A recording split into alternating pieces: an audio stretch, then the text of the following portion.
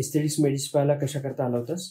हा सर, माझी म्हणजे स्कार होता लिपवरती आणि नोजचा पण प्रॉब्लेम होता. तर त्यासाठी मी आलो. जन्मताचा प्रॉब्लेम होता ना? हो. जन्मताचा प्रॉब्लेम होता. ओके.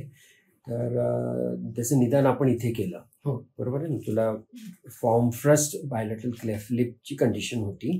त्यावेळेस तो स्कार होता आणि नोज त्याच्यामुळे क्लेफ्ट लिप नोज ही कंडिशन होती. तर कसंच निवडलंस आम्हाला? गुगलवरून माहिती काढली. बरं. कन्सल्टेशन कसं झालं? कन्सल्टेशन व्यवस्थित झालं सर. म्हणजे डाऊट वगैरे माझे सगळे क्लिअर झाले. डिटेल झाले. मग शस्त्रक्रिया करायची ठरवली. कशी झाली शस्त्रक्रिया? हो, व्यवस्थित झाली सगळी. म्हणजे सर्जरी वगैरे व्यवस्थित झाली. काही प्रॉब्लेम आला नाही सर्जरीला. रिकव्हरी पण व्यवस्थित झाली. आणि आता 4 महिने झाले. हो, 4 महिने. ठीक आहे.